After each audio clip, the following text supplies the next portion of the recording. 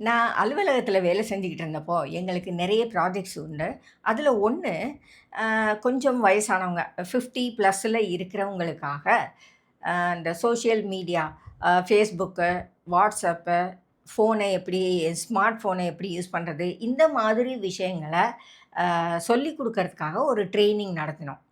நெறைய ஊர்கள்ல நடத்திக்கிட்டு இருந்தோம். அ அதுக்கு வந்து நல்ல ரெஸ்பான்ஸும் இருந்தது. ஏன்னா, அந்த இளைய தலைமுறைக்கு இதையெல்லாம் நல்லா யோசிக்க தெரிஞ்சிருந்தது. நல்லா வேலை செய்ய தெரிஞ்சிருந்தது. ஆனா, முதியவர்களுக்கு முக்கியமா இந்த 50ஸ்ல இருந்தவங்களுக்கு இத பத்தி பெருசா எதுவும் தெரியல. ஆகையினால நெறைய பேர் அதோடைய உபயோகங்கள பெற்றுக்கொள்ள முடியாம இருந்தது. அதுக்காக நாங்க இந்த அம் ட்ரெய்னிங் புரோகிராம டிசைன் பண்ணியிருந்தோம்.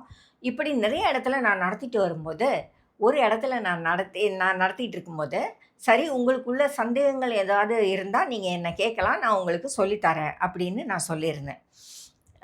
ஒரு அம்மா என்கிட்ட தனியா வந்து கேட்டாங்க. "என் ஹஸ்பண்டோடைய WhatsAppல என்ன வருது? யார் பேசுறான்னு பார்க்க முடியுமா?" அப்படின்னு கேட்டாங்க. நான் கேட்டேன், "எதுக்கு உங்களுக்கு அத பார்க்கணும்?" அப்படின்னு. "இல்ல, எனக்கு வந்து வாட்ஸ்அப் பார்க்க தெரியாது.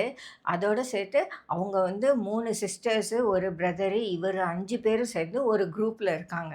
அவங்க எந்நேரமும் ஏதோ பேசிக்கிட்டே இருக்காங்க அதுல. அது எதையும் இவரு எனக்கு சொல்ல மாட்டேங்கிறாரு. இப்ப அதுக்குள்ள நான் போய் பார்க்க முடிஞ்சா அவங்க என்ன பேசுறாங்க? என்னைய பத்தி பேசுறாங்களான்னு நான் பார்த்துக்குவேன்ல." அப்படின்னாங்க.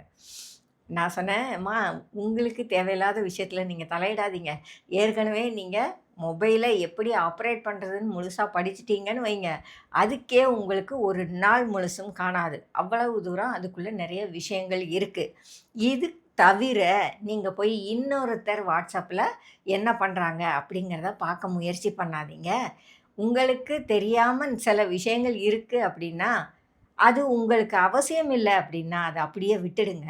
கண்டிப்பா அவசியம்னா மட்டும் தான் நீங்க அத தெரிஞ்சுக்கணும். உங்களுக்கு நீங்க பீஸ்ஃபுல்லா இருக்கணும்னு நெனச்சீங்கன்னா, இது மாதிரி விஷயங்களுக்குள்ள தலையிடாதீங்க. மற்றபடி ஒருத்தருடைய WhatsAppக்குள்ள இன்னொருத்தர் ஃபோன்ல இருந்தெல்லாம் பார்க்க முடியாது." அப்படின்னு அவங்களுக்கு சொன்னேன். நான் சொன்னத அந்த அம்மா ஏத்துக்கலன்னு வைங்க.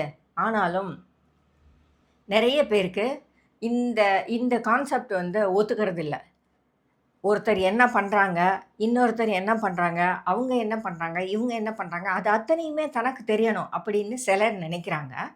உண்மையில உங்களுடைய நம் தலையில நீங்க இந்த மாதிரி விஷயங்கள ஏத்த ஏத்த உங்களுக்கு டென்ஷன் ஜாஸ்தியாகும், கோவம் ஜாஸ்தியாகும், வருத்தம் ஜாஸ்தியாகும். தேவையில்லாம நாள் பூரா நீங்க டென்ஷன்லயே இருப்பீங்க. எதுக்கு? உங்களுக்கு சம்மந்தமில்லாத விஷயம். உங்களுக்கு தெரிஞ்சாலும் ஒண்ணு தான், தெரியாட்டியும் ஒண்ணு தான். அதனால உங்களுக்கு எந்த பிரயோஜனமும் இல்ல. அப்படியே நஷ்டம் வந்தா கூட பரவால்ல போகட்டும். இத இப்ப நம்ம தெரிஞ்சு என்ன பண்ண போறோம்? நமக்கு நேரடியா சொல்லல அப்படின்னாலே, நமக்கு அதுல பங்கு இல்லன்னு அர்த்தம். அத வச்சுக்கிட்டு ஜாலியா, ஃப்ரீயா இருக்கிறத விட்டுட்டு, அவங்க என்ன பண்றாங்கன்னு தெரிஞ்சுக்கிறதுல நமக்கு என்ன ஆர்வம்? எதுக்கு அந்த ஆர்வம் தேவ? நீங்க ரொம்ப ஃப்ரீயா இருக்கீங்களா? ஜாலியா இருக்கீங்களா? அதையெல்லாம் கெடுத்துக்கணும்னு நீங்க நெனைக்கிறீங்களா? நல்லா யோசிச்சு பாருங்க. கிடைக்கிற லைஃப எவ்வளவு தூரம் ஸ்ட்ரெஸ் ஃப்ரீயா, எவ்வளவு தூரம் பர்டன் இல்லாம வச்சுக்கணும்னு நீங்க முயற்சி பண்றீங்களோ, அவ்வளவுக்கு உங்க லைஃப் ரொம்ப நல்லா போகும்.